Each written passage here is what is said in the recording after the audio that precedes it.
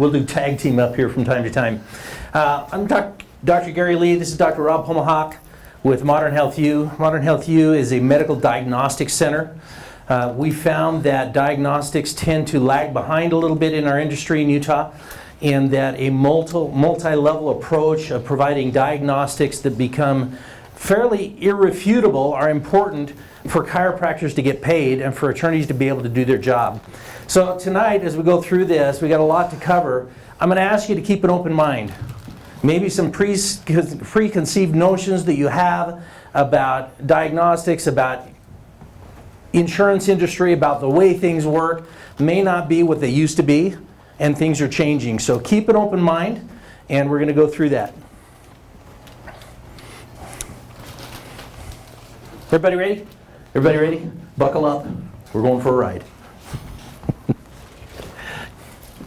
So, a little bit about myself.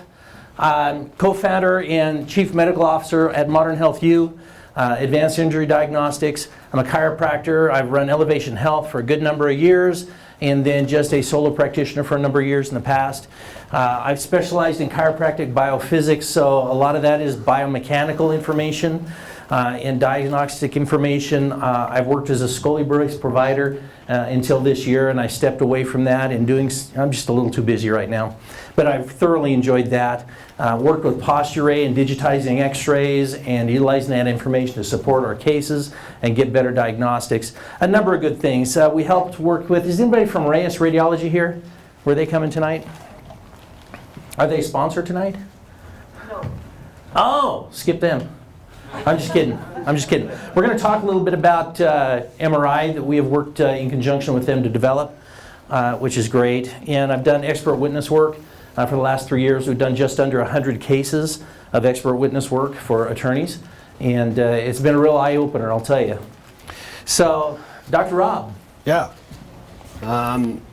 So I moved to Utah during COVID, got out of communism in California. I ran a 10,000 square foot facility clinic with 25 employees, multidisciplinary. So when you get into that world of having an MD, DC, PT, you try to figure out how to make money because it costs a lot of money.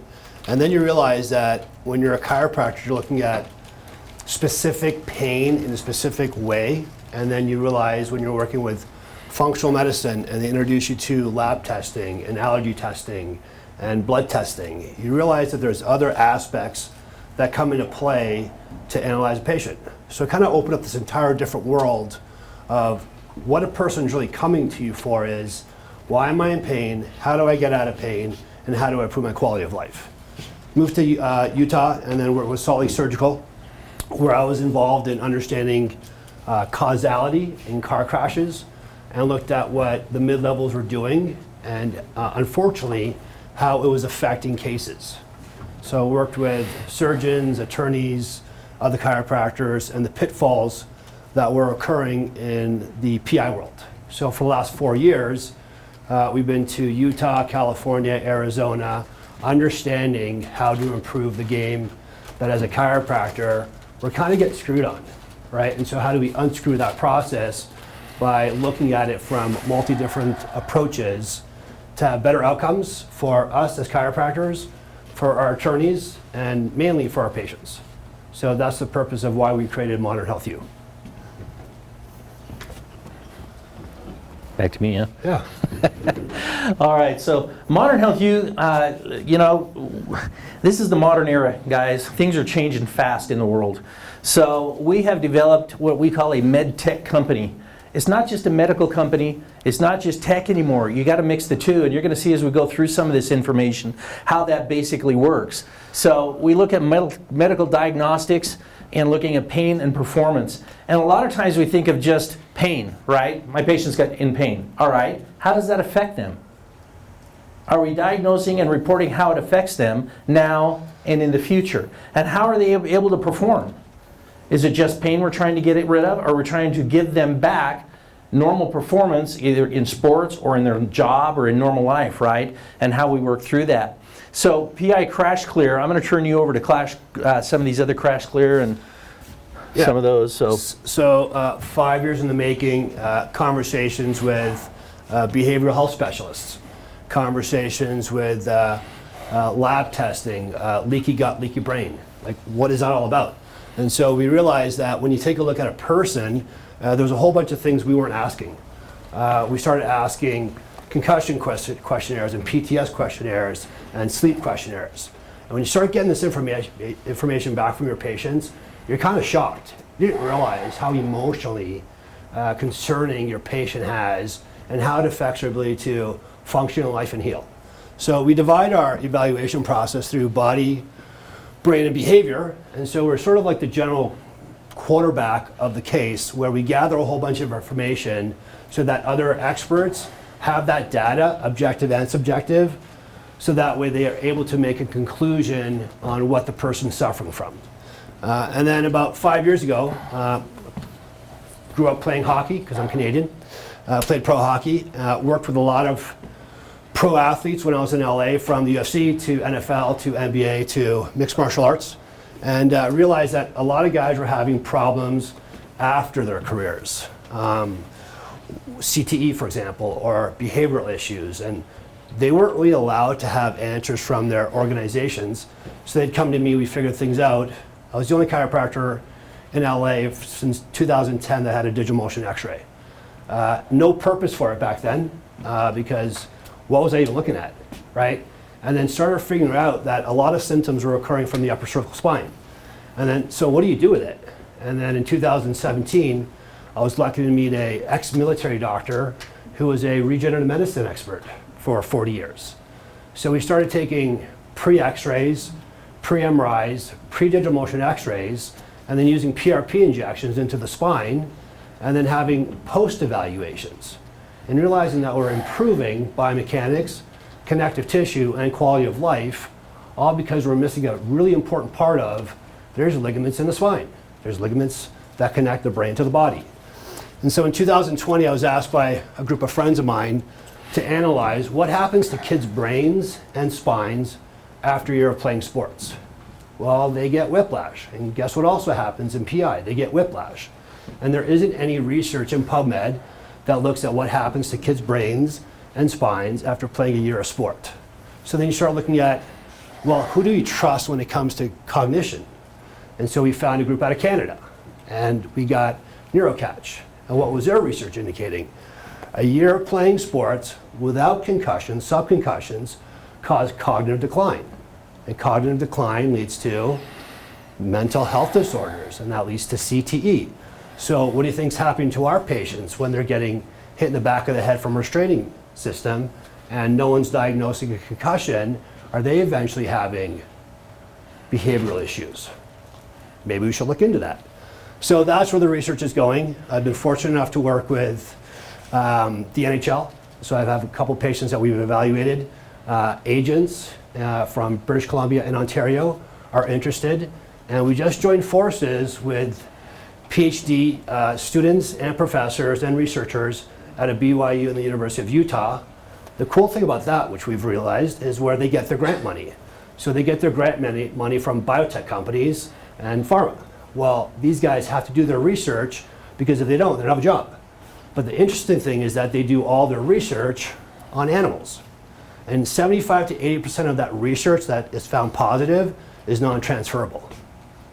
So we're sort of like having patients, humans that aren't animals, that we're looking at their brain, their spine, their bodies, and behavior, and this is really fascinating to them. So we just started a collaborative agreement with them, and we're looking at the tech aspect. So how do we improve what we're doing with patients, right? How do we improve documentation? How do we improve communication? AI. So I had to dig into that world. Who knows anything about AI? Oh, and then I need an app. Oh, why do I need an app? Because how do you communicate with patients? So it's been a whirlwind ride for the last 5 years of going from being a chiropractor and then wondering why we're getting our bills cut, and then wondering why attorneys have to cut your bills, and then digging into this and learning that we're like equal to like McDonald's employees when it comes to the PI world. We're like, enough of that. So that's why we developed Modern Health U. Who's using AI in their practice? Anybody using AI yet? Anybody think they should use AI in your practice? Holy cow. The world is all about AI right now, right? And it is moving at light speed. It is fast. We need to use it, and we are implementing it. Do attorneys use AI? They do use AI. As a matter of fact, a lot have now turned to AI programs that help them write demand letters based on your documentation that you provided them. But you're not using AI. Man, we need to get caught up, okay? How about the insurance companies? Are they using AI? Right? Remember Colossus? Remember that thing way back years ago? And the people go, Colossus isn't a big deal. They're not using that anymore. Yeah, that's because it gave birth to 86 new software programs that evaluate and deny your care. And they do. And they don't just use one. Insurance companies may be using several. Okay? 86 of them out there now. If you don't understand the purpose of value drivers, severity drivers, and multipliers in insurance, you're getting your bills cut. Guaranteed. You are. Okay? We're going to talk about that in a minute. Your injuries. How many injuries are you listing in your diagnosis list? Give me an average. How many? 3, 4, 6, 8, 12? What do you have? Are you dividing injuries and symptoms? Are you actually categorizing them, or are you just listing all your diagnoses? Just listing them out? What's the average, let's say? 4. 4, 6, 4, 5? 6 or 7. 6 or 7? Okay. We'll talk about that in a second. We're going to talk about that. But anyways, are you putting those diagnosis codes on a CMS 1500 form? Well, you have to if you're going to get paid, right? Yes. Okay. Some may not be. I wasn't when I was in practice. I just gave a massive PI report to my attorneys, and I was like, hey, here you go. Yeah. Some of us deal with PIP Yeah, in this state. So, and then are you dividing out body parts, levels? Is it a cervical sprain or is it a C2-3 sprain? C3-4 sprain, C4-5 sprain? Because each one carries a value with it. And if you grouped everything into a cervical sprain, you got one diagnosis there and one low value, okay? We'll talk more about that. Symptoms are severity drivers that are associated with injuries that are value drivers. And if you don't put that in there, the AI program that evaluates your diagnostics doesn't come up with the right numbers. It comes up with low numbers, okay? So here's your injury types. Have you guys ever seen this list? No? Yeah, you have? Doc? Awesome. Okay, so every diagnosis that you have has to fit within one of these categories. And these categories have a hierarchy to them. Up at the top, you've got high value. Down here at the bottom, you have low value. So if all you're going to do is say, well, I've got a cervical thoracic sprain strain, you just gave the lowest value possible to your patient's diagnostics. What do you think the computer's going to do? You're not getting paid. Well, okay, you might get 8 visits. You're not getting paid, right? So you have to look at these and say, well, even if you diagnose a subluxation, good, you're above that, but do you have an x-ray that shows it? Did you measure it so you can prove that it's there? Okay. Ligament. Are you guys diagnosing ligament instability? There's a lot of value to ligament instability.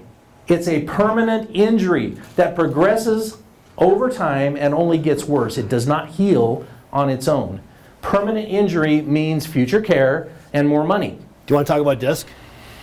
Yeah, let's talk about disc injury. Yeah, it's there. Is disc a high value or a low value? What do you think? High value, yeah. It's actually no value.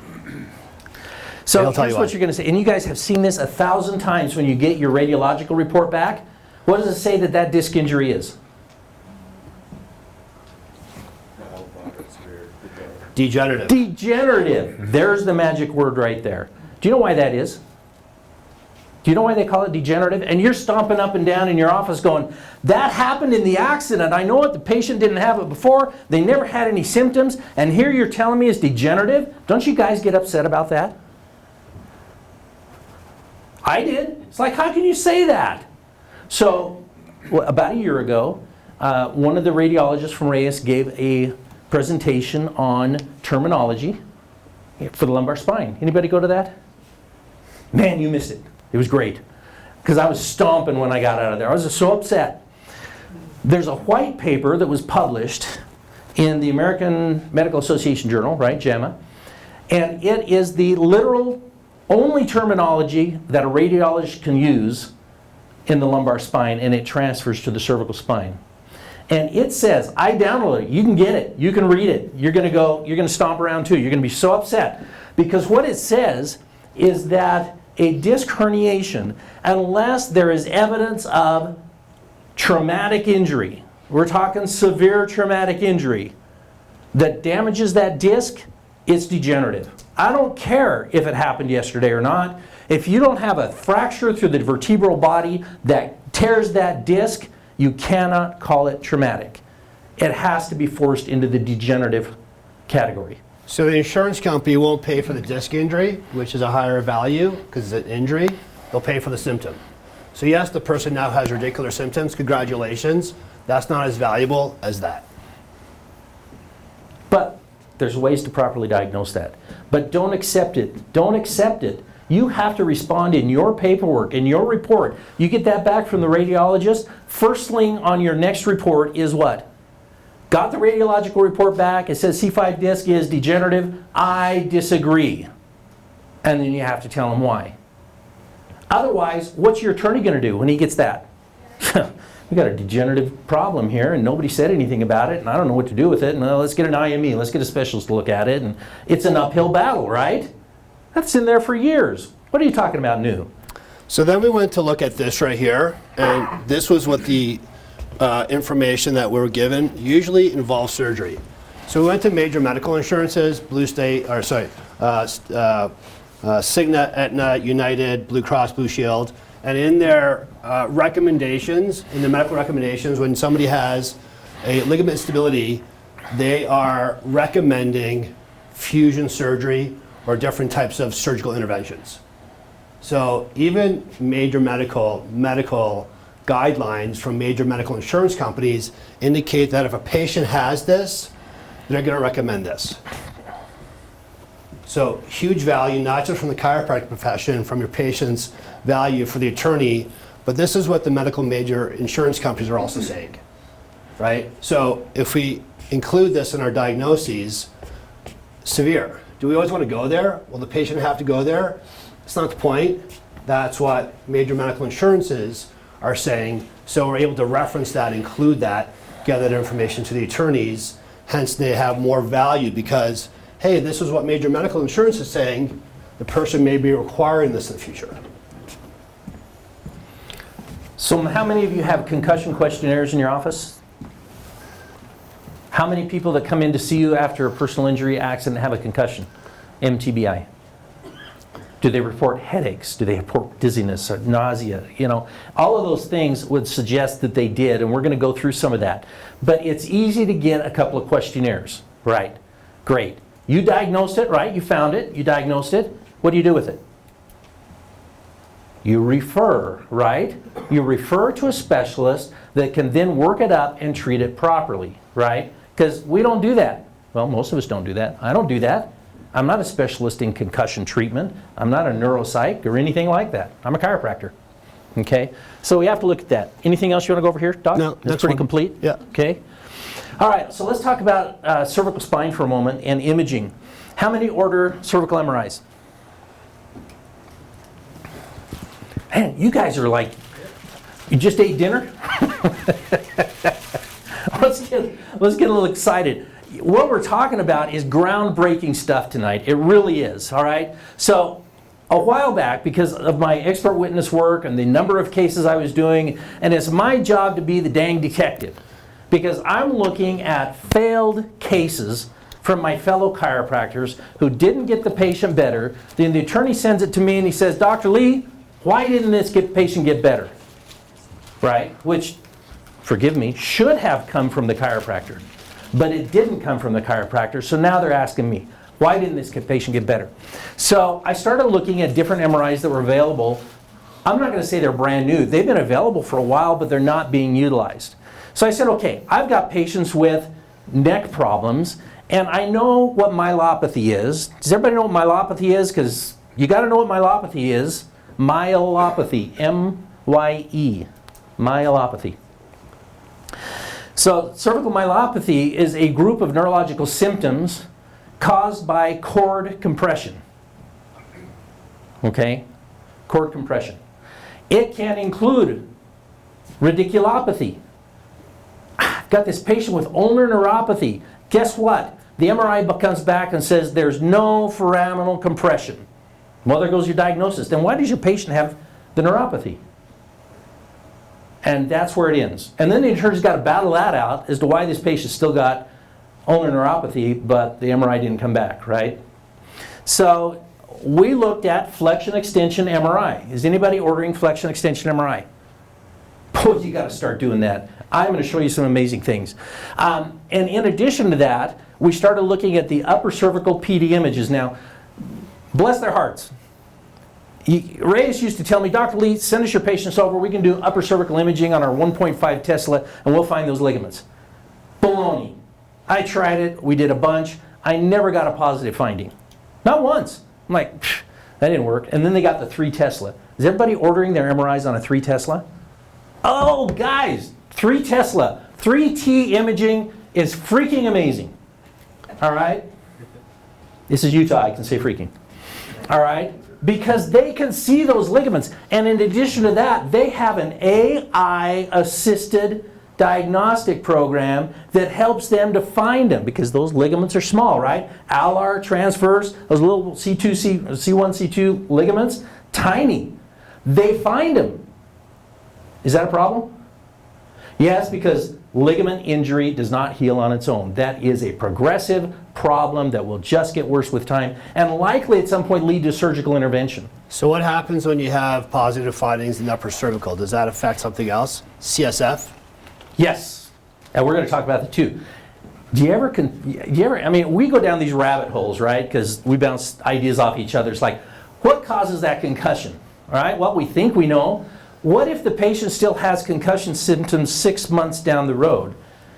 When is the MTBI supposed to have gone away? 6 weeks? So if you're 6 months and they still have these dizziness and brain fog, and you're going MTBI and the insurance company says, no, I don't think so, not a chance. And you're not going to win that battle. So you got to pin, oh, well, wait, my patient's one of those 15%. Not likely that goes on to chronic MTBI, all right? It's got to be something else. So there are other things that can affect that. Upper cervical spine can mimic and cause same symptomatology, right? Dizziness, headaches, right? Nausea. You look at CSF flow. Guess what that causes? Same stuff. How do you evaluate CSF flow? Any idea? Neither did we. Until you start digging and going down the rabbit hole, you're like, oh, MRI. Oh, Reyes, can you do this for us? Actually, yes. Why? Well, here's why. Yeah. So let's go down the rabbit hole for a moment. Oh, posterior cord, ligamentum flavum. Are you looking for that on your MRIs? Ligamentum flavum, that ligament that runs down the back of the spinal canal and buckles, it gets damaged. And a lot of times in flexion and neutral, you may not see that. Sometimes you do. And then they go like this. And that thing pokes right out up against the cord and puts compression against the anterior disc that's poking out. Now you've got a compressed spinal cord. You're going to find all kinds of stuff doing this. Okay? So, whoops, wrong way. I'm going to show you 3 MRIs. I could show you many, many more. I could spend hours on this. We don't have the time, so we're going to roll through them. So here's a gal that came to me. Ouch. What's this? Herniated disc doing what? Look at that spinal cord. You ever see round indentations in a cord? Where does that come from? What if you saw an MRI like this and it has indentation but the cord's not poking out? Where did that indentation? Is it normal to have dents in your spinal cord? Nay, no, it is not. It's because you have a disc herniation, and maybe it's only this small, and you see this white CSF going past, and they go, plenty of CSF space, we're not going to worry about that. But every time they do this, or they do this, they get cord compression. Repetitive cord compression is going to cause an indentation in the cord, and you should be thinking cervical myelopathy. you should get onto ChatGPT or wherever you want wherever you want to go and ask, what are the symptoms of cervical myelopathy? And you're going to find a bunch of radicular type things in there that are not coming from the lateral recess. It's not a nerve root compression. Okay, so here we are. She flexes. Oh. She extends. Oh, geez. What do you think of that? Referral for a surgeon? Yeah. Because she's losing strength and she's not feeling much, and yeah, okay. So if we just based it on this, they might go, yeah, well, I don't know, maybe we'll give it a little time. But you flex and it's like, holy cow, that's serious compression, right? Now here's another one. Again, you might look at this and you might argue, I see white. White means there's CSF fluid getting past. It's not blocked. Well, I don't know. Is it? Kind of looks like it's okay. A little bumpy back here, but we got space. Look at their flexion. Look at their flexion. Look at how much space they have in flexion. It's like, not a problem. Look at extension.